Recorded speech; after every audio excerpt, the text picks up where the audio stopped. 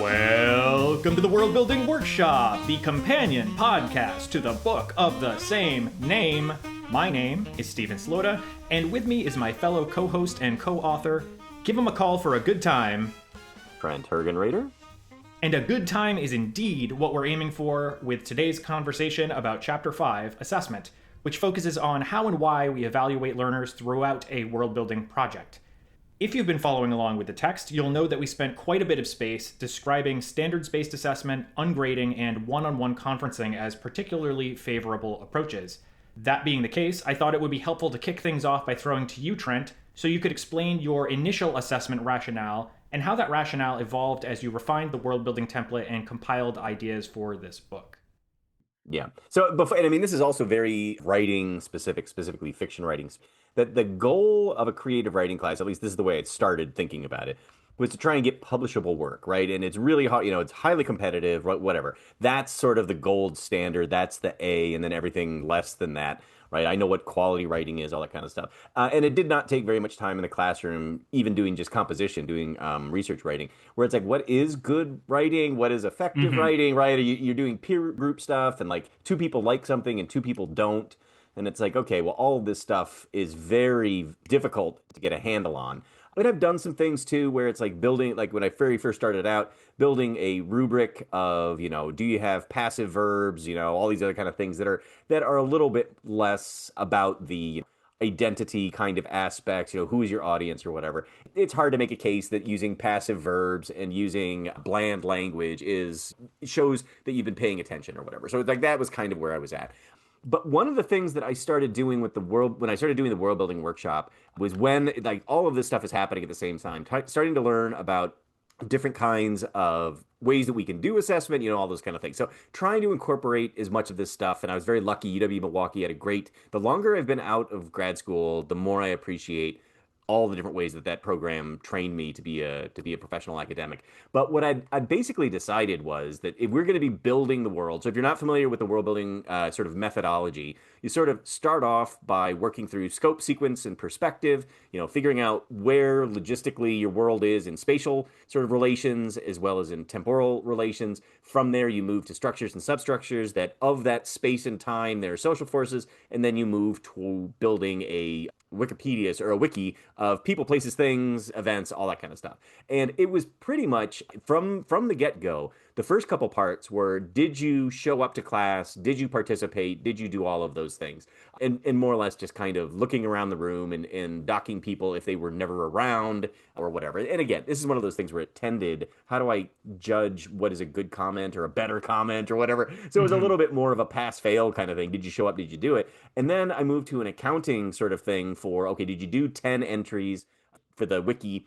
Were they at least 250 words each? Did they have an image, whatever? And I realized after the first time doing this that if I've got 25 students and they're all doing 10 entries, am I like this whole question, is that the best use of my time going through 200 entries or more and figuring out, did they whatever? So as time has gone on, I've basically moved to and I think one of the most important things about why I've sort of changed, and I'm, to be honest, we talk about this maybe a little bit later, I'm not quite sure what to do at this point in terms of grades and deadlines and, those kinds of things, because we're in a different, post-COVID, we're in a different kind of place, I think, and trying to figure out what's motivating students is challenging.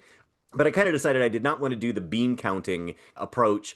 And now it's more or less, when I have the time and the energy, I will do, they're not really oral exams. They're sort of exit interviews, to see how students felt about the class, things that basically just being able to talk through what they learned, or critical reflections is what I really lean on, is just like you'd said in the previous episode, the question is, what did you learn this semester, right? And then we kind of talk through it. But, there are issues with that as well, because you don't always sometimes it's highly personal, right? And it's got almost nothing to do with the class. It's like, okay, a little bit more of the class would be good. And then other times it's the exact opposite, where it's like, I did the thing, I deserve the grade, right? And it's like, okay, that's also not a critical. Those are few and far between. But what I was really noting, and this is something too, I work at a STEM university. Most of my students are split between, about a third usually are from game design, and then the other 2/3 are from a variety of different areas, but most of them are something narrative-based, animation, illustration, film, something along those lines, right? Almost nobody wants to be a fiction writer in the sense of like print fiction. But what I was noticing is even when I was doing the accounting, that it wasn't motivating anybody to do the work who wasn't already doing the work. The people who were motivated Sure. to get it all done were doing it and they were doing great. The people who weren't getting them all done could get done what they could, but then they had just different pressures. They've got different things going on and they couldn't finish it. So it is a bit of, okay, if you did 10 entries, you'll get an A. If you did six, you'll get sort of a B-ish for that thing, and then you kind of throw everything together. And that's kind of where I'm at right now. And what I was alluding to before is what I'm finding right now in this, moment is that it's hard to get the motivate. Like they'll come to class, they'll do the work while they're there. It's hard for them to get anything. It's hard for a lot of them to get anything of significance done in between the class periods. So it's like having the flipped class where we're doing the activity in the class, and then out of class they're doing, the work or whatever. Only they're not doing the work out of class, right? So I mean, Right. it's a trick, and it's one of those things that they say, hey, look, I might get a C in this class, but I loved it and I learned a lot. And I'm like, so what am I doing here? Right? You know what I mean? I'm basically just kind of, like you could train a monkey to do the kind of assessment, that if it's just like bean counting and all, and did you come on so many days? So trying to figure out a way that the students who did all the work, put in all the effort, can get the best grades, and then everybody else sort of trickles somewhere down below that. And just trying to find the mechanism right now, because it's not an A or a B or whatever it is, right? Like Hmm. that's not what's motivating them. So using that as like a cudgel to get them to work harder fails miserably, makes them feel guilty and bad, right? And probably blocks them from learning good stuff. So that's Hmm. where, in my particular case, in the kind of things that I do, it's so highly subjective. It's really, you come in, I start to learn how people write, their level of writing, how far away they are from, what we would consider sort of good, descriptive, active, whatever. And as long as they show progress over the semester, that's more or less what I'm kind of grading. It's highly subjective. I am very lenient. All of these things probably aren't great, but again, it's one of those things in terms of like an institutional perspective. I don't think anybody likes saying, "Oh, well, your professor's mailing in the grades," and it's not because I'm doing it for me, right? Because it makes my life easier. It's doing it because I don't know how to keep students engaged, motivated, and not feeling like failures when they don't get everything done. So that's kind of where I'm at right now. But again, the thing that I love the most when I have the time and the energy, and this is more in the other class where they write an actual short story, is we will sit down and I say, we are going to have a 3-question oral exam. Question 1 is, what do you think your story is doing well in its current shape? Question Hmm. 2 is, what would you revise and change or want to improve because you think it is deficient? And then what else do you want to talk about? Right? Those are the 3 Yeah. questions. So it's like, don't stay up all night studying for it. But then those become really, really rich conversations. And I've realized too, another thing that I've realized doing this over the years, I'd read a final short story and there would be like, I don't understand what this character is doing, whatever. And man, they just put no time into this whatsoever. And when I sit down and talk to them, they said, I was working on this until the deadline. And I kept changing, and this is what I Hmm. wound up with, right? So my assumption was it wasn't up to the quality that I was hoping compared to some of their other work. And the reality was it's because almost they got paralyzed from trying to be perfect, Yeah. right? So again, so I mean, this is one of those things that just thinking about this, trying to best support learn that. So I guess that's what I will go back before throwing it back to you. Trying to best support learners is completely tangential to grading, in my Yeah. opinion, right? Like they almost have nothing to do with each other. And if I could just go straight to pass fail, for the students who just don't turn anything in and never show up or whatever, like great, that's fine. But really trying to say, okay, well, this top 10% get an A and whatever, it like that, I am so uninterested in trying to learn how to do better because I think the whole system is just riddled with problems, shot through with problems, right? And those are just not Hmm. the ways that's just not what I want to be spending my time doing because our time is at a premium. We've got so many other pressures. I want to spend that quality time one-on-one with students and not worrying about assigning a letter or a number to that conversation that I just had. That last bit especially really summarizes the issue here, and we've talked at length at this point on previous episodes about the problems with how education is organized and why the model that we've been sitting on for 100 years and or more is not conducive to good learning. Whatever, however you want to define learning in this context, it ain't happening because of the fact that we're grading with numbers and letters, right? Like the system is oriented toward these quantitative outcomes as opposed to the qualitative experience of the learner and their interactions with the instructor. So you end up with this twofold problem, or at least I did. I found that when I was teaching, and specifically in the context of world building, although not exclusively, you end up with students who want to know exactly what they Yeah. need to give you in order to get an A, because those students have grown up in a system that privileges grades over knowledge or grades over learning. Or you end up with the students who, as soon as you tell them you're not going to adhere to an alphanumeric system, they check out because they think that's a free pass to do nothing and get through the class without an issue.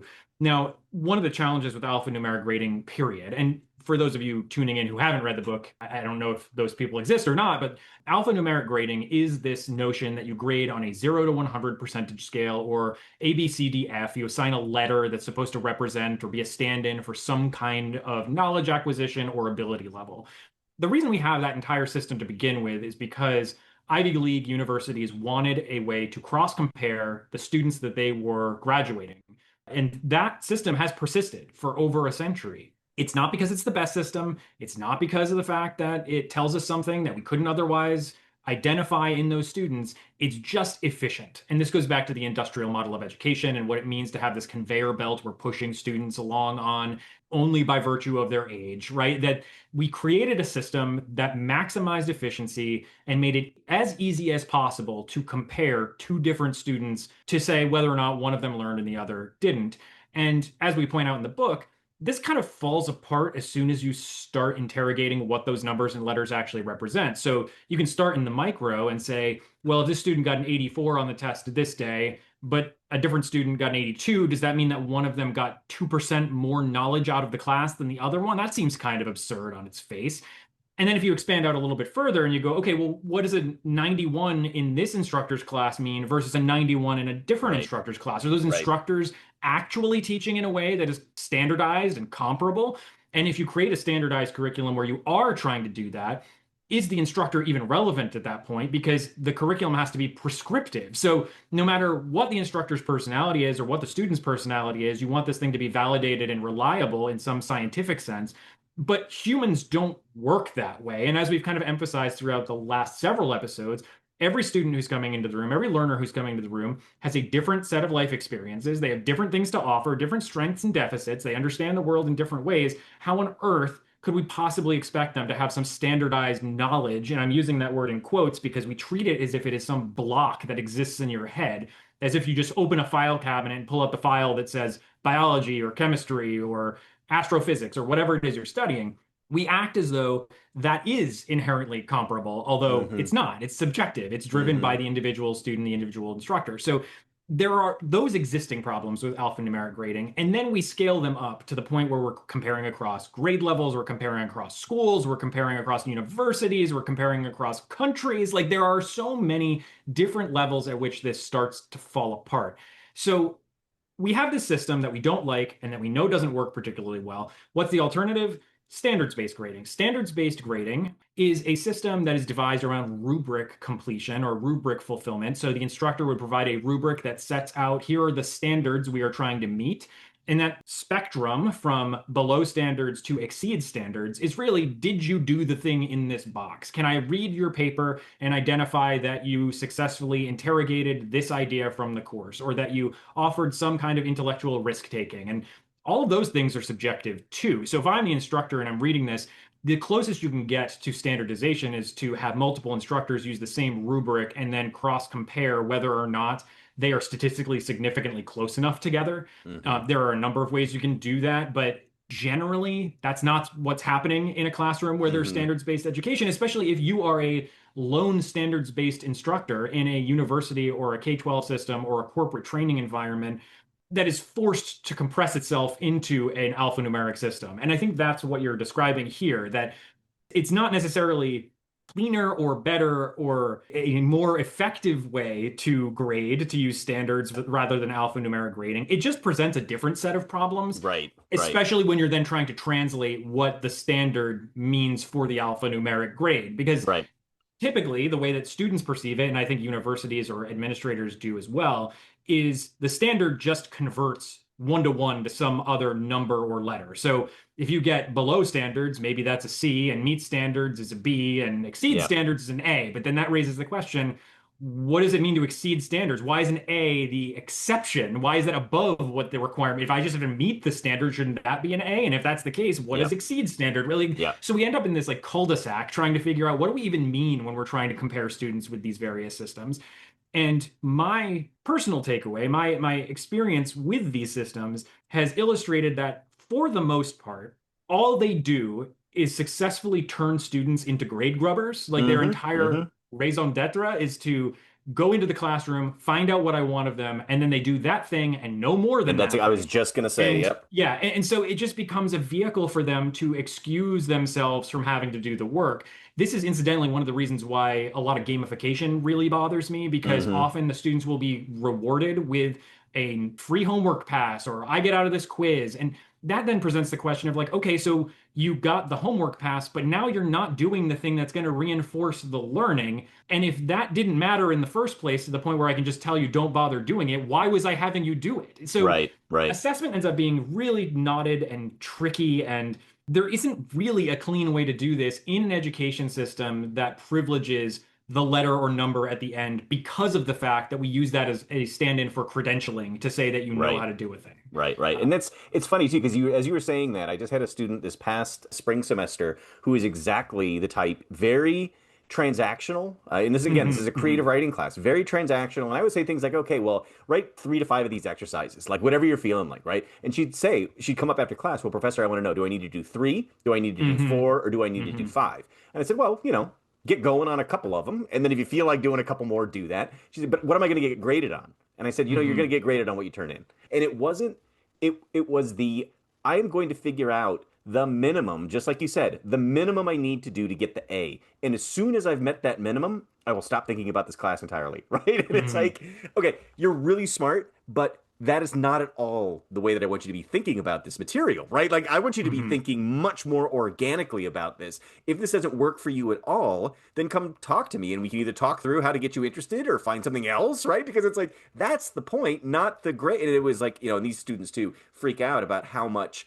is this going to be docked, whatever. And I'm like, I'm mhm. not really doing any of that. And they get very, very sort of uncomfortable. But as you were talking about too, and I think this is my own sort of bias is I was terrible at standardized tests. I've also realized I am terrible at writing them. Like I write questions that I think are Mhm. just naturally sort of ambiguous. And then unless I'm doing like a direct quote from the text, like I can find the way that someone would find any answer to be more or less correct unless Mhm. I'm being completely sort of absurd, right? And it's like, so I think, again, it's one of those things like, oh, they should do the reading and I should give them a quiz to make sure that they've done the reading. The ones who don't do the reading bomb the quiz no matter how easy it is, right? And the ones who do the reading ace it. And I know that without even having them, having to take the quiz. I know that they've done the work. So it's funny too, like I don't know because, I'm in academia. But it seems to me that the majority of my students who are getting jobs, the grade point and the transcript is one little piece. As long as you don't have a record of, getting Mhm. C's and D's throughout the whole thing, it really doesn't matter. What they're interested in is work experiences, like if you've had co-ops, if you had, internships, things like Mhm. that, and what projects you can share. What final products were you a part of that you can talk about, right? Those kind of things. I know the students who have been in computer science would get on like a Zoom interview and they'd be given a coding problem and they would need to explain their thinking while they're working through it, Mhm. right? Like, because employers know too that if you've got somebody, do you want an employee who's going to come in and be like, I need to know the exact metrics for how this memo needs to be written, right? It's like, that's the kind of person who is begging to be micromanaged. And you want somebody who can think for themselves. But your transcript's not going to show you that. You could have a 4.0 and be a completely concrete thinker with no ability to think out of the box whatsoever, to critically think or whatever, right? And you could get a 4.0 with that very, very easily. So again, it's one of those questions where, what do we do? And I find that the people who really want to double down on grading are more than happy to just ignore all of the problematic stuff that you mentioned, right? And like it's close enough. It's as good as we can do. So take this test and answer the questions. And if you get a 93 or up, you get an A, right? And it's like, okay, well, if you want to pretend that that's working, even though we know it isn't. The other thing I was going to say while you were talking is so much of it is about what we're teaching students is how to take the test rather Yeah. than learn the material, right? Like you learn it. I always think about this, trying to formulate a joke along these lines. I can always tell how someone like somebody's IQ based on how important they think their IQ score is, right? So if they're tremendously happy for having a really high IQ score, I'm like, oh, well, that tells me something, right? That tells me that maybe you're not as smart as you think you are, because, it's like if you've taken an IQ test or you haven't, it's like if you take five of them in a row, you start to see the patterns or the kind of things that they're asking for, right? And you get smarter and smarter as you take them. So maybe there's something to it that, like, oh, you don't even know that the pattern recognition exists. But it's like, yeah, I don't think that test and its final score at the end is an objective way of saying we're going to rank people by their intelligence, right? It's like, That part of it is, I think, the what really grinds my gears about all of this is that we act as though it's objective, but it's never objective. If you go down the route of creating a standardized test, you can talk about the proximity to objectivity because of the fact that you have run this exam with many, many, many different people and validated it across hundreds or thousands of participants. And that's very different than what the average instructor does, where if they are writing their own exam, their own test, their own essay question, the vast majority, and we've talked about this in the context of learning theory and pedagogy, but most instructors also have never been trained on instrument design, so they don't yeah, actually yeah, know what a good question looks like. They're kind of approximating it based on their own expertise, which means that these questions carry all the biases of right, whomever's writing exactly, them. And so exactly, the first thing I think of is, well, there are two different things. One of them is that for those students who want the very concrete explanation of what do I have to do to get an A, really what they're looking for is to minimize, as to your point, minimize the amount of critical thinking they have to do because they can offload that and then focus entirely on producing that document, producing the answer, and moving on to the next thing as if it's just one checkbox to click through to get to the degree at the end yep, of this program, yep, which raises a lot of questions about, like, what are you doing this for? What do you think education is for? What do you think learning is? The other component that I keep thinking about is how rarely we stop and question whether we are asking our students to reflect on their learning yeah, versus right, regurgitate. And right, right, most of the assessments that they're being provided in K-12 and higher ed, especially standardized assessments, are oriented toward regurgitation as opposed to reflection, because mm-hmm, reflection is much messier, it's much harder to quantify, it's much more difficult to compare across multiple different people. And I actually think that's the benefit of approaching standards-based education or open-ended ungrading kinds of procedures, mm-hmm, because I want to know what the course and its content means to the individual. I right, don't really right, care whether or not little Johnny and little Sally have the same knowledge base at the end of this. I care about whether or not little Johnny and little Sally know how to apply the content in some way that matters to little Johnny and little Sally. And so I frequently found myself in the situation where, especially with a large lecture, I had to ask them to answer multiple choice questions, or I had to give them some standardized or quasi-standardized essay assignment because it was the only way to manage the number of right, people I was right, trying to right, grade. We right, talked about this before, how many yep, hundreds of pages you end up having to read. But in my smaller classes, in let's say 22 and under, that it was much better for both the students and myself to just have a conversation about the contents of the course. And then, as you alluded to, have them produce a project that they could stick in a portfolio and show to a potential employer and yep, explain their rationalization for how this thing came to be or why it matters to them.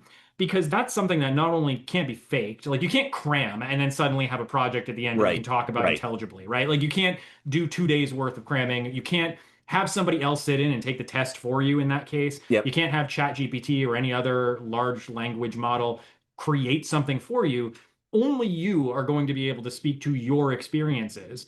And so having you produce something, some tangible object, and this is what Papert was getting at with constructionism, is that it serves as a stand-in for knowledge or a representation of a student's right, learning. It gives you as the instructor an opportunity to then ask the questions that force the learner to reflect, and mm-hmm, then you use that as the guidepost for how are you going to ultimately conclude this class.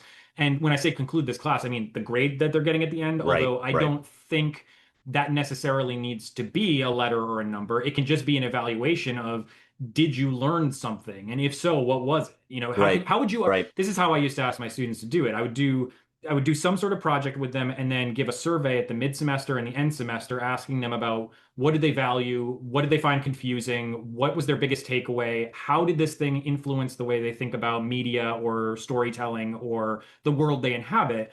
And then I would follow up by asking them, what grade would you assign Right. yourself? And you Right. need to justify it. And I could probably count on one hand the number of times where a student graded themselves easier than I would have, right? They will Yeah. over presume what I'm looking for and grade themselves more harshly as a That's result of my that. that's what I found as And well. and so I would often be put in the position of having to explain to them, no, actually, if you look at your progress from point A to point B to point C, we can see your growth in these domains. And this is where having a rubric is actually useful when you're not just trying to comport it into an alphanumeric system, because you can demonstrate to the learner what domains or what strands or what learning objectives they have grown on. And then you can use that as a framework for them to carry on beyond the class to keep learning. Talk a little bit about your experiences in asking your own students about their performance, because I feel like that's a Yeah. really valuable point for anyone listening to this. Yeah, there's two parts as you were talking. That one, so and this is where too, like as I've taught more and more, and I've taught lots of different types of classes,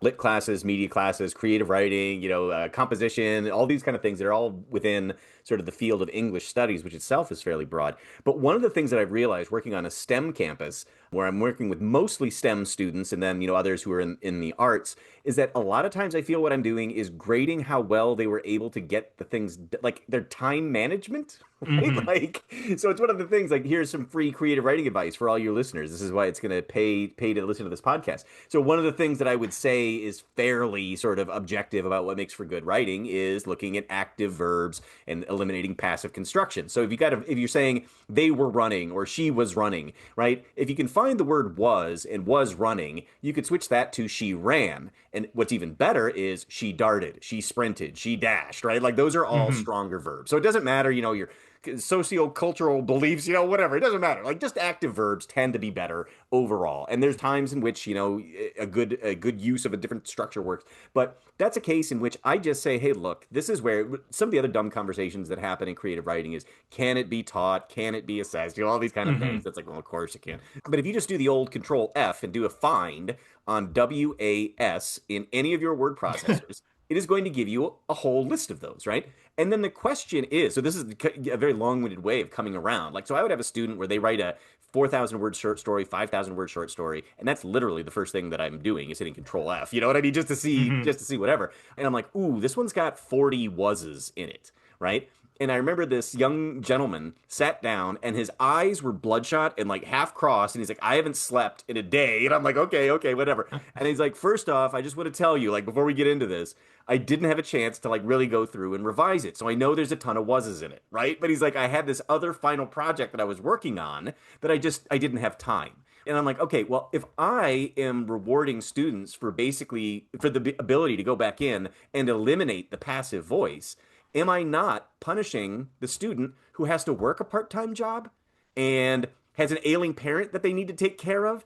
And I'm privileging the student who has, quote unquote, an easier life where they have time. And it's like, oh, as more and more students are finding their way to college, different from different backgrounds, and college gets more and more expensive, it seems to completely track, like I don't have data on this, it completely tracks in my mind that the more affluent your family is, the more of a chance you will have sort of the traditional time to focus on your studies. And if you're coming from more of a working class background or, first generation college student, you're probably juggling a whole bunch of things. It has nothing to do with skill or intelligence or ability to get the material. And it has everything to do, did I have the time to get done what I've learned over the course of the semester? And so that's one of those reasons too, where I can just be like, oh, okay, once I start thinking about that way, I have no problem absolutely rejecting that, right? And then the other thing is in my transmedia story worlds class that I've taught, I was doing papers, same sort of thing, like find a topic that you're interested in or doing some short essays, in-class essays, like we're going to watch a clip, but I want you to be able to analyze how this animation is working as a form of media. And what I found was that some of the students who were the brightest in our conversation, talked all the time in our class discussion, had really smart things to say, would write some really pretty lousy essays, right? Just sort of like random thoughts or whatever. And I'm like, oh, well, I can't give this an A essay. And again, it's one of those things where the little voice in the back of my head is saying, are you grading them based on their ability to understand the material of this particular class, or are you grading their ability to write a good essay? Right. And I'm Yeah. thinking, I'm grading their, and this is where too, it's like, why am I even doing this? Right. You know what I mean? Like, this is not an assessment of what I think it was an assessment for.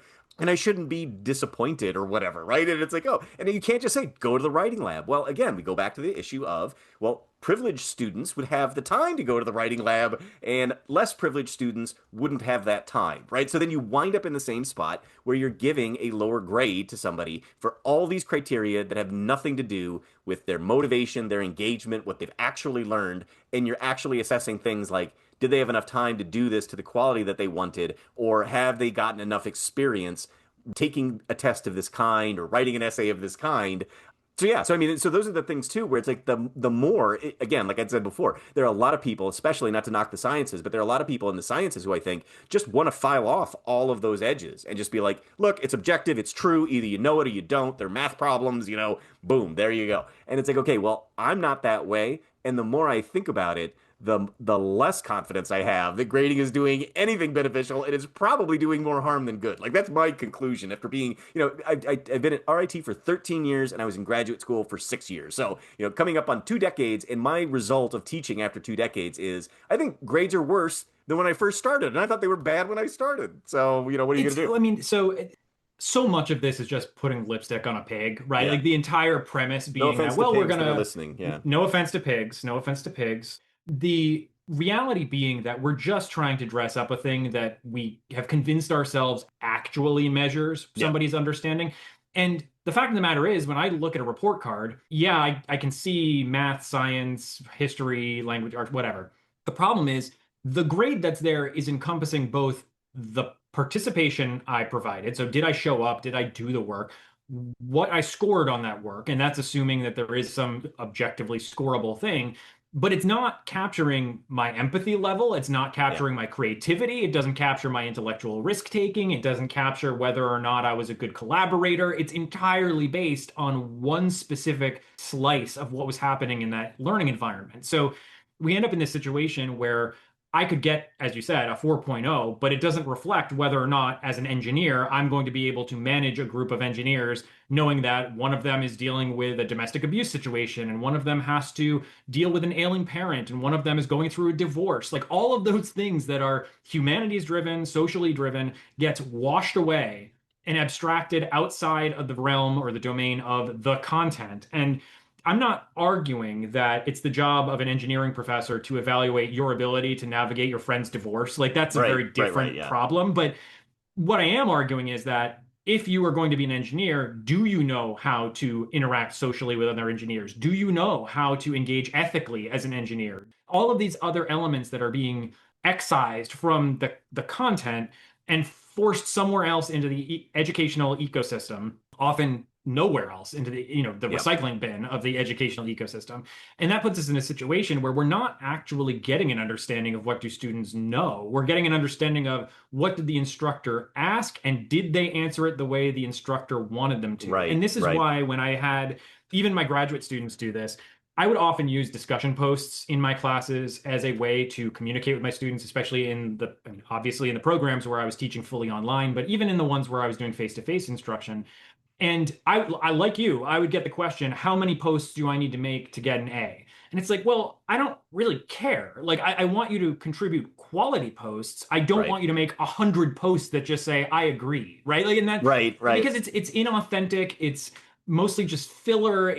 Because then you're just looking to hit that number and you don't really care about what you're saying in Right. that context. And this is what I would say to them is I want to know what you think about this subject. And I can't tell you what you think about that. You have to somehow figure out what it is that you're reading about, internalize that, and then come out with some belief that is unique and special to your understanding. There is nothing I can say that's going to fix that for you. You just kind of have to do it. And will it be perfect every time? Of course not. And will you be great at this the first time you try it? No, nobody is. You have to Right. practice and refine and reflect. And so there's a really interesting example from my own work history where when I was an instructional designer for the University of Connecticut Health Center, I was responsible for revamping the curriculum in partnership with both the medical school and the dental school, which were under the same umbrella. And they were managed by different sets of administrators with different sets of priorities. The medical school was heavily invested in reinforcing the existing structures of medical education that largely include multiple choice tests that use like a lockdown browser to make sure you can't cheat. And the reason that they wanted to focus on that, or why they cared about locking everybody down, It was because the students had a tendency to write all of their questions in some other document and then share them down the road. And so the faculty did not want to have Hmm. to rewrite new tests in the future because the students would have already seen the questions. It was an efficiency-driven Yeah. decision I just that wrote. was all about saving the faculty time. It had nothing to do with the quality of the questions. It had nothing to do with whether or not things had changed in the field of medicine. It was just, we wrote these questions 25 years ago and don't want to have to write them again. So we're going Hide to and lock seek. everybody Yep. down, right? Yep. So Yep. there was that on one end. And on the other end, the dental school was heavily invested in portfolio-based, project-based, anchored instruction. Almost all of their curricula were revised so that instead of just having a test at the end of the semester or one demonstration in a lab setting where you would go and do the dental cleaning or the treatment plan or whatever, you would have a portfolio, and in every class, you would have 3 to 4 instances of a specific kind of assignment. Yep. And you would go and do this treatment. You'd take a video of you doing it. You'd write a reflection about what you noticed, what you learned, and you'd do that 3 to 4 times throughout the course during a semester. And the job of the instructor then, or the person doing the evaluating, was to then look at those and then talk to you about your understanding of your own growth and how that changed and what you're doing to fill in the gaps for things you don't know. Right. And so I had this like diametrically opposite end of the spectrum kind of approach on both sides, on either side of the school I was working with. And believe it or not, the portfolio-based system worked a lot better for the faculty and worked a lot Yeah. better for the learners because not only were they able to contextualize the thing they were being assessed on, so it wasn't just in a vacuum, I got a 90, I got an 80, Right. I got a Right. 100. It was, oh, the number doesn't actually matter. I treated this patient, and this is what they got out of it, and this is what I got out of it. And obviously, in a situation where you have medical professionals being trained, you do have some cognitive apprenticeship happening here. You're not just letting them loose in a Right. hospital and Right. saying, go figure out how to treat all these people. But the reason why that stands out to me, even now, over a decade later, is because of the fact that it's been so difficult to convince so many people that the portfolio-based, standards-based system can be just or more effective than the alphanumeric system that we rely on with the lockdown browsers and the multiple Yep. choice exams. And Yep. and the main issue at play here seems to be, again, as we've noted many times through all of these episodes, what was the way I was assessed and what is the best way to be assessed? And those two Yeah. things often are not in alignment with one another. That Right. if you Right. went to medical school 40 years ago and you got a multiple choice test, then obviously that's your best system because you don't know a different way. Right. Whereas if you're willing to kind of do the work to interrogate what does a project-based, portfolio-based system look like? How could I make sure that the learners are not just doing the work, but also thinking critically about the work that they're doing? Right. How might that elevate their ability to do that job down the road and potentially solve problems that we didn't explicitly ask them about on a particular test? As you're talking too, because I was thinking my dad used to have an old joke that it's like somebody always finished last in med school, right? Somebody was last in their class in med school. And I'm sure that there are people who are thinking, okay, well, if you're working, that's fine if you're writing an essay, right? Or whatever. But if you're building machinery and you get the math wrong, it falls apart or kills somebody, or there's whatever. I want to have the best brain surgeon or the best heart surgeon. I don't care Mhm. their feeling in their background or whether they had to work part-time or whatever. I want somebody who knows what they're doing. And I think that that's where too, like a lot of these ideas that come back to rigor and you're just going to let everybody go and there's no standards anymore because it's all touchy-feely. How do you feel about it? But at the end of the day, like if I've got a brain tumor, it's probably if we have a standard in which everybody who comes out as a neurosurgeon needs to have passed in a portfolio type system, then how do I know who the best neurosurgeon versus the worst neurosurgeon is? The question is, can they operate safely on this tumor? And as long as they can do that, what else do I need from them, right? Instead of it being this, you got an A in brain tumor and you got a B in brain tumor, right? It's like, again, like what are the criteria that you're doing between those two things? And then even so, it's the minute that you leave school and you've got like a marketing team and Lucy in marketing is the best one and everybody knows Lucy is the best one. Well, were you giving her standardized tests? No, she was producing certain types of work, right? It's one of those things that it's like, would it have mattered? Was Lucy's grade point the highest out of everybody on the team? Who knows, right? Like but it tends to be a correlation between people who are high achieving and successful and whatever. They tend to get good grades.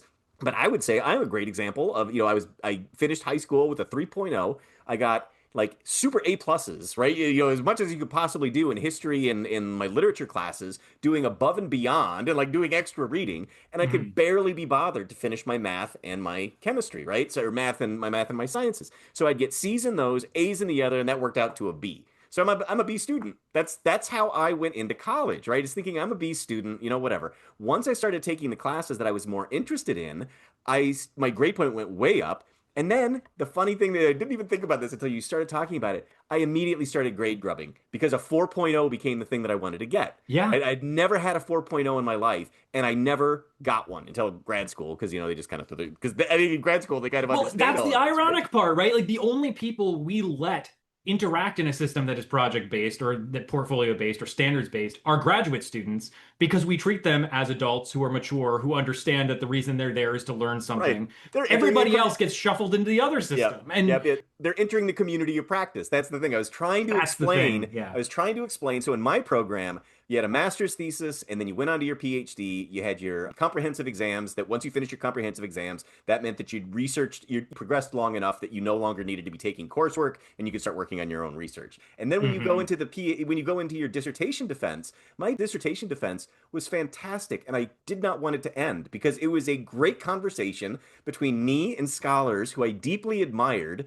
who I knew more than them about the topic that I was working on. And it was Hmm. very much like I have gone from apprentice to, you know, now being one of you. And it's like, hey, they ended it early because they're like, this is, you know, you clearly have demonstrated. And I'm like, oh, do we have to, right? Because I was so excited about it. But yeah, this is a case in which it's like, oh, well, now I can talk the talk. You know, you can use the jargon. I can make it, you know, whatever. It's like, you know, you've mastered everything that you need to master to move on to that next step and be the professional, right? Like that's what I think most places, you know, you understand this is why we do internships. This is why we do co-ops to see how Hmm. people, and this is where RIT, my university school, is very big on those opportunities. And tons of employers use that as a 6 month, they'll go on co-op for 6 months. They use that as a 6 month job interview, right? How Hmm. can this person, they look great on paper. What are they like day to day, right? Are they reliable? Hmm. Are they friendly? Are they, you know, whatever? Do they work well in a team? All that kind of stuff.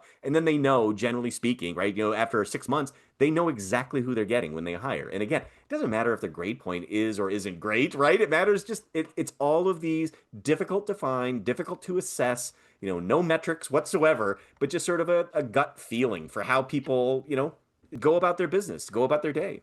I flagged this because I had said in a previous episode I wanted to talk about it when we got to assessment, so I've gone back and pulled it up. There was an article written in The Voice, which is it's a publication in San Francisco. It was all about how San Francisco was introducing a new system for grading that is quote unquote called grading for equity. And so in that system, the school would award a passing C grade to somebody who scored as low as a 41 on a Right. 100-point exam. And the reason I flag this isn't necessarily even because of the original article, and I would have a lot of thoughts about the way that publications, journalists, and politicians talk about grading or talk about education. But in particular, Representative Ro Khanna had flagged this and had posted on social media. My immigrant dad asked me where the missing 10% went when I scored a 90. He came to America for the chance to work hard and pursue excellence. Giving A's for 80% and no homework is not equity. It betrays the American dream and every parent who wants more for their kids. And when I read that, it threw me into some kind of existential rage at Yeah. misunderstanding what it is grades actually do. And I'm not saying that it's not good to motivate your children or that it's not a good idea to hold them to a high standard. But nobody anywhere was arguing that getting a 41C on your 100-point exam meant that you were necessarily a master at the thing that you were doing. Yep. The argument that San Francisco was making was essentially the one that we are, which is that a lot of the stuff that grades capture have nothing to do with your ability to actually do the Yep. task at hand. And in fact, often misidentify your ability level because of the fact that they're assessing the wrong things. Yep. And if you grow up in an environment where, for instance, you didn't have a lot of books around, or you didn't have a parent to help with your homework, or all of these other things, what really we're looking at when you see an article in the paper that says, oh, by the way, a 41 is a C now, is a misunderstanding Yeah. of what grades are and what they do, as well as how they can be implemented. So Ro Khanna in this instance, I think, failed to understand that the system San Francisco was trying to implement was meant to rectify the problems caused by an alphanumeric grading system. But because you have to use the language of alphanumeric grading to describe the system that you're Right, now trying to exactly. build, it misrepresents the thing Right, itself. So like, right, you end right. up in this, again, you end up in a cul-de-sac where none of it makes any sense.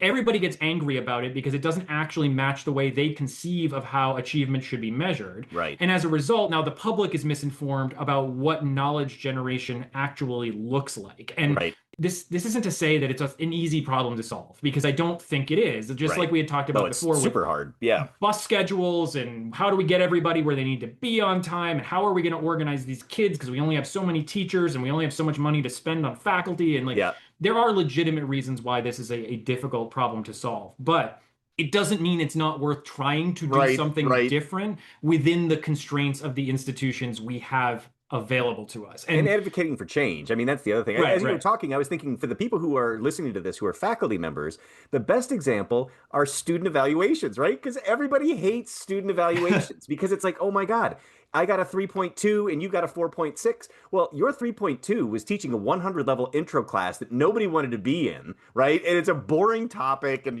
whatever. And my 4.5 was this class that it was super popular and everybody wants to get to. And we know through studies that women and faculty of color get lower scores, not because they are worse teachers, but because students bring in their biases. And it's like, so why would you? And it's one of those things where it's like, they can flag so one of the things that they do notice, and we talk about with our deans when we go up for our annual reviews, right? All the people who don't understand how academia works, is if you get regularly negative comments and low scores, that generally does mean you're doing something wrong, right? Like you should think about your assignments, maybe try and have a different approach, because to have students consistently saying this professor is not that good. But what ends up happening is it's like, oh, well, if you've got 5.0s, that must mean you're an excellent teacher, as Hmm. opposed to the teacher who gets like a 3.0 or a 3.5 or whatever. And it's that same idea that the vast majority of professors are probably doing just fine, right?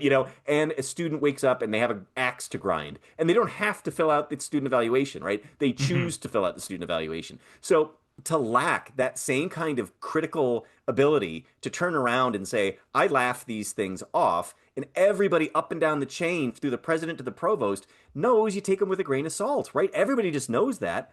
So why would you turn around and expect your students, right? I mean, like, you're doing the same thing to your students when you're leaning so hard on a system, on an alphanumeric system, right? I mean, it's like, it's the same. You're just replicating the system. It's not fair when they do it to you, and we just kind of all laugh it off, but it's totally fine and valid for you to do it to your students. It just makes no sense. Well, and what's different too, and specifically in the context of if you repeatedly get low student evaluations for the year, for the semester, for multiple years in a row, especially if you're a contract to contract faculty like I was on a 1 year renewable contract. So they actually did matter to me Yeah, getting to keep my job. But if you're in that situation and you repeatedly have problems, you don't immediately get fired. You get put on a remediation plan. And that plan is right. determined collaboratively between you Yeah, and the yeah, person evaluating you, or you and the person who is ostensibly your boss, the dean, the department head, whoever you're working with in that context. So, wouldn't it make sense to adopt the same system for a learner in right, your right, class who needs remediation on a specific strand within that class? And this right, is the right, reason why we argue in the book for adopting Jesse Stommel's ungrading model, where we look at how do you grow over time, where are the deficits as I see them as the relative expert on this particular piece of content, and then how can you help make up the difference as the learner to get to the place where I need you to be by the end of the semester, which yeah, is a much more sensible way to do it. And right, it's individuated based on as we mentioned before, everybody being an individual that should have an IEP, that we are yeah, not treating every student who comes in as a blank slate who needs to be filled with knowledge, and then you adjudicate how much knowledge did you fill the vessel with in order for right, them to right, pass right, the class, right? It is just a bizarro way to approach the right, evaluation of these complex right. ideas, these very human ideas, and try to move students in a direction that gets them toward being better, more competent people. And odds are, if you're a student who isn't performing over a long period of time in, say, a medical school program, it will become self-evident Evident. that you Yeah, are not exactly. learning and reflecting Just and like it able to does do the in job. just like it does in almost every career, right? I mean, that's Correct. that's the way when you get a job in a career. The other thing I was going to say that's funny about the student evaluations, because I find them to be completely absurd. I find the written feedback to be super useful. I Yes. find the numeric feedback to be completely ridiculous because it's basically an opportunity to say in the notes what was working, what did they do well, what did they not do well, right? And then Mhm. that's sort of qualitative and subjective and whatever. But we're asking people who know they have their experience about teaching and learning is being a student in a class in high Yep. school, right? Like they are not qualified to assess a professor as to whether they are or are not. If the class is really hard and the student doesn't get it because they're just, not, it just isn't clicking or whatever, is that because the professor wasn't good enough, right? I mean, like the student may feel that way, but again, it's like I always say, I give my own alternate end of the semester wrap up. I always spend the last class doing a debrief of the semester, and I say, hey, look, I've been doing this a long time. I got a very thick skin. You can say whatever you want. I want to know Mhm. honestly what worked, what didn't work, what would you do again, what would you do more. I was going to say this in the last episode as well. I always want everybody in like on the planet, right, or anybody who's even concerned about any of these things to one time teach one 15-week class for a group of 20 students or 32 students who they've never met before.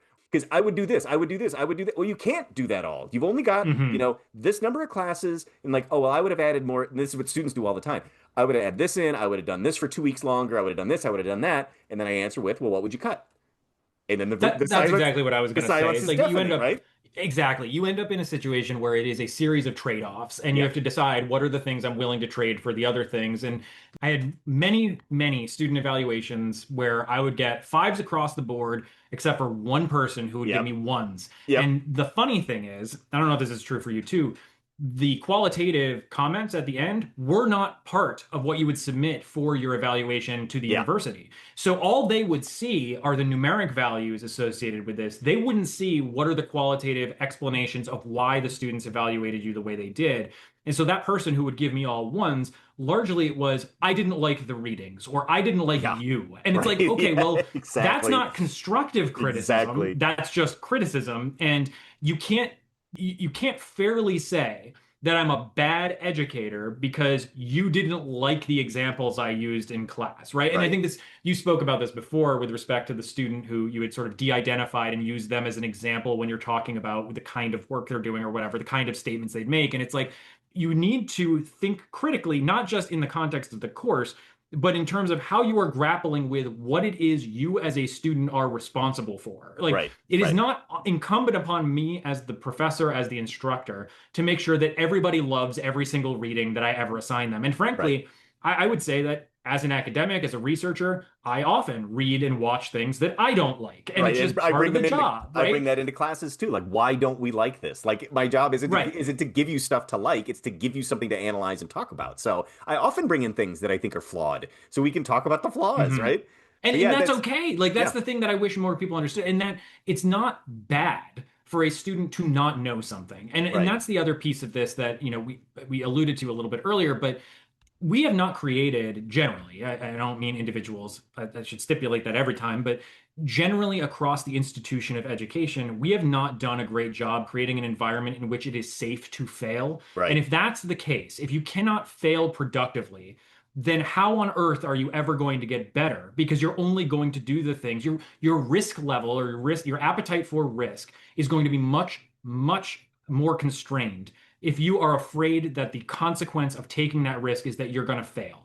And Yep. and I don't mean fail in the sense of you just didn't succeed at the thing. I mean fail the class, You don't fail get the the get credit. a Yeah. low, right. You don't get the credit. You don't get the things that actually have consequences for you outside of that class specifically.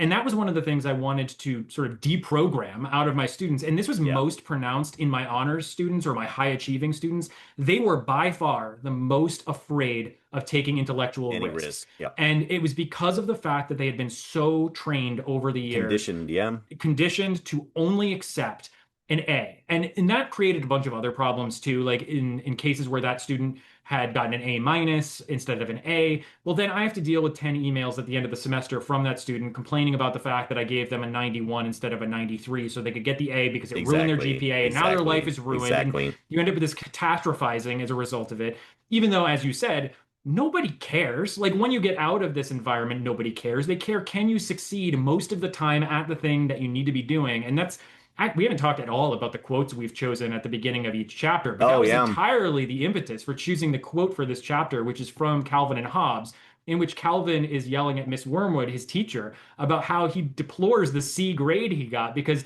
if anyone in politics or industry could do 70% effectiveness at their job, they'd be lauded as a hero, right? Right, Like, right, and exactly. and this goes back to the Ro Khanna thing too. There were a lot of discussions at the time when I was still teaching high school about how do we actually do this sort of not we didn't call it grading for equity, but the same basic idea of we have these proficiency tests. Do we let students take them as many times as they want? Is there any consequence to failing it? And ultimately, we were in the camp that no, you should be able to retake these specific tests as many times as you want until you get proficient with this thing.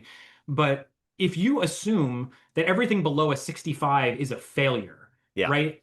Then you have to perform above that level. But that means 65 out of the 100 points that you're eligible to get. You have to get 65 points before you even get out of the realm of failure. And if you Right. fail to do that, then it's disincentivizing you to ever try again because your grade point average is going to be so low that it's not recoverable. So, for Right. instance, working with students in a school system where there was high attrition, there was a lot of turnover, and I don't know if I've said this on this podcast, but I had situations where I had one student who was 13 years old and pregnant with her second child. I had another student whose grandmother had a brain tumor. She was the primary caregiver for him and his siblings. He then had to get a job when she went to the hospital because somebody needed to pay for their food and their electricity, right? So that's what those students are dealing with outside of my classroom. Yep. And you're telling me that I have to be beholden to an alphanumeric grading system in which those learners are now being cross compared with others who are coming from extremely privileged lives where they have all of the support they need. Yep. And I'm supposed to say that that student who has a sick grandmother as their caregiver or that is pregnant as a 13-year-old, like they're being compared with the student who comes from an upper middle class family with a substantial support network, and that one of those is necessarily reflective of them knowing more than the other. We're just Right. not even talking about the same language here. And Right. Right. it's one of the reasons why, I think we tried really hard in this book to emphasize that if you're going to do something like world building and world modeling in your classroom, and that system is itself supposed to be flexible enough to account for all the individuality across all the possible students that we might have, all the things they might be interested in, all the life worlds they might inhabit. You should also adopt an assessment scheme that reflects that same level of fluidity and flexibility for Right. all the same reasons. Right. That's where I mean, there's so many things, and we're already a little over an hour, so we don't want to make these keep going Yeah, too yeah, long. But we I won't was stretch too making long, but notes as you were going because one of the things that we talked about before too that I've seen and I think I've experienced as well is that if you've got two midterms and a final, what happens if you've got a really lousy week?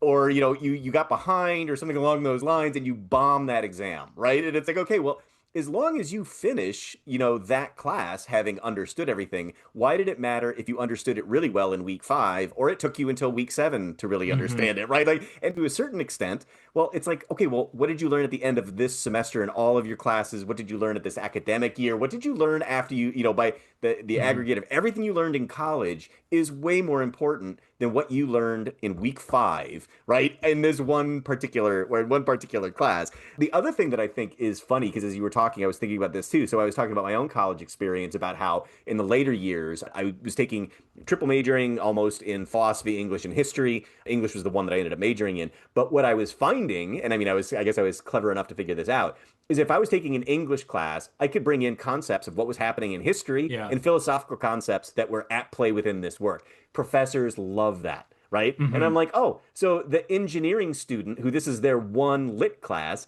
is screwed, right? There is no way that that student is going to be able to write an essay that is as well developed because I'm taking those classes, right? Like I'm taking all of those classes that work. So why that gives me an unfair advantage, and especially with the classes where the professors do a strict grading scale. I remember hmm I took a 18th century English lit class where the professor said only 10% of you are going to get A's. There are 40% of you. Look around. four of you are the only ones getting A's, right? And it's just like, oh, what a ridiculous. I mean, and this, this is I didn't think it at the time. I was also the one who got an A, but it was, at that time, and I was very proud of myself that I was the one that got the A. And now I look back and I'm like, that's terrible, right? Like, why, why would that even be anything? And the other thing I just wanted to mention real quick to make sure that we sort of double down on this at the end of this episode is that we're saying all of this stuff is basically horseshit, right? Like none of it matters. But as a professor or as somebody who is an instructor, you are beholden to submit grades, right? Like you need to come up with something. And but I think the important thing, because you said something and you're sort of paraphrasing this is the system that we have. And at some point, we all have to play our role within it. But my God, people, be dissatisfied with it. Understand that this system, you cannot do it better because the system is fundamentally flawed, right? So find something that you can live with that is going to somehow help you feel okay at the end of the day, that some students are getting the reward for, doing all of the work and exceeding or whatever, and other students maybe that were mailing it in don't do as well. But like, don't fool yourself into thinking that this is like an objective thing that right? And it's like also, students come up to me all the time and they're like, well, I'm a computer science major. If I get a C in this creative writing class, that's not going to matter, right? And I'm like, okay, but let's not think about it that way, right? I mean, like that's the lousiest way to think about why would you be taking a class and I'm trying to encourage creativity and risk taking and all these kinds of things. So on one hand, you've got the students who are super type A who want to do everything to make sure that they do exactly what it is, right? The programmatic sort of like I need to get an A so my grade point stays up or whatever. And then on the other hand, I'm just taking this class for fun. It doesn't matter at all. I just need to pass, right? And it's like, okay, I don't want to have this class framed that way by either of you, right? Like that is totally unsatisfactory for me. You should, the way I want to frame it, and I say this to them, and it only sticks with some of them.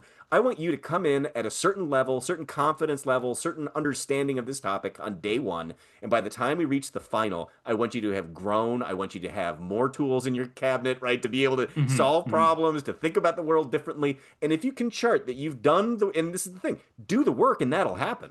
And, even Right. just do a lot of the work and that'll happen. It doesn't even matter if you like master the work, but just, do it. And and the problem is too, I think we've mentioned this, there are very few classes that they've ever taken before, are taking at that time, and will take in the future that operate like that. So you, as the professor doing this, are the outlier. And I guess this is the point that I get.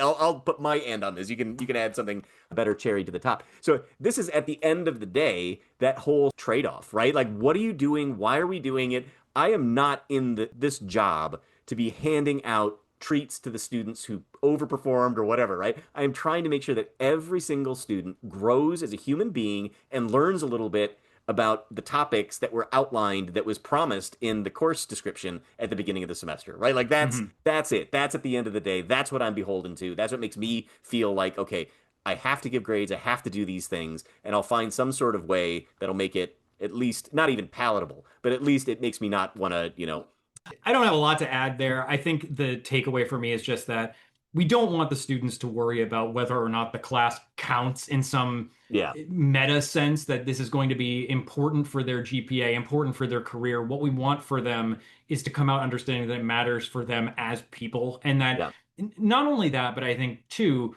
how we should be treating other people. I mean, we talked a little bit about this at the very beginning, I think when we talked about the prologue or chapter one, but we talked about giving people grace. And I think that's another element to this too. Like, yeah, we want a system that is forgiving because yeah, of the things we've described. We want a system that, to the best of our ability, given all of these other constraints, actually allows people to better themselves and doesn't just force them to comport with some box that we know, as you said, yeah, is horse yeah, shit. And yeah, so I think that that's kind of the pin I would put in this at the end, is make sure that whatever it is you're doing, whatever subject you're teaching, and just to stipulate too, we talk a lot about the humanities. This is also true of STEM. Like, yeah, this is possible in STEM environments. You can do project-based instruction. You can do portfolio-based instruction. All of that is possible in those fields just as much as it is in the humanities, but you have to be willing to set aside your notion of what quote unquote counts and be right, okay with right. the fact that you are acting against the incentive structures of the system as it's currently Yeah, designed. I And guess because I would ask you too, because I mean, this is more in your background than it is in mine.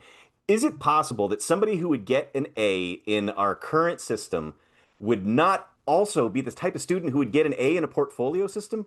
right? Like You'd think. I mean, high achieving individuals are high achieving individuals, right? Like you could probably put whatever kind of assessment in front of them and they're going to do the best at it. So like I think with the portfolio system, you've got a greater chance to connect with people who feel alienated by the letter grade right. system, right? So it's like it's all benefit. Giving an A to a student who would otherwise not get an A does not diminish. You don't have so many points that the university gives you that you can distribute, right? Exactly. Like so it's It's not it's all zero sum. nonsense. We have Yeah. to stop pretending it's zero sum. And that Yep. maybe that's a good place to end is just don't behave as if your class and the grades you assign are zero sum and that giving one person an A means you can't give other people A's. That is the most obtuse way to think about this. And so going forward, as we start to get into the nuts and bolts of how do you actually do the world building stuff, keep that in mind. Like none of this is zero sum. It's all meant to be additive for everybody involved on a theoretical level, on a philosophical level, on an assessment scale, on a practical level, a collaborative level. It's all meant to be rising tide lifts all boats. Well, that's a beautiful metaphor to end on. Especially Perfect. so we'll end right there. Okay, then we'll be back next time, and I think you know what, we may do the missing chapter on gamefulness, playfulness, and fun, right? Yeah, I'd like to do that. It makes sense, I think, to do that next because it was originally going to be part of part one. So to maintain that chronology, we'll probably do that as our next topic, and then we'll jump into part two after that. It'll be sort of a transition or a bridge between the educational psychology elements of this and the practical world building parts of this. Cool. Yeah, that'll be good. I'm glad that we thought of that. Okay, so talk to everybody next time. Hope you enjoyed the show. Thanks so much for listening. The World Building Workshop podcast is a production of Trent Hergenrader and Steven Slota. Our theme song, Stompin' at Midnight, is a copyright-free Creative Commons production created by composer Kevin MacLeod. The show is mixed and edited by Steven Slota. The companion text, The World Building Workshop, Teaching Critical Thinking and Empathy Through World Modeling, Simulation, and Play, is published by the MIT Press, copyright 2025. Print copies can be purchased through the MIT Press website. The audiobook version, narrated by Steven Slota, is available at www.theworldbuildingworkshop.com.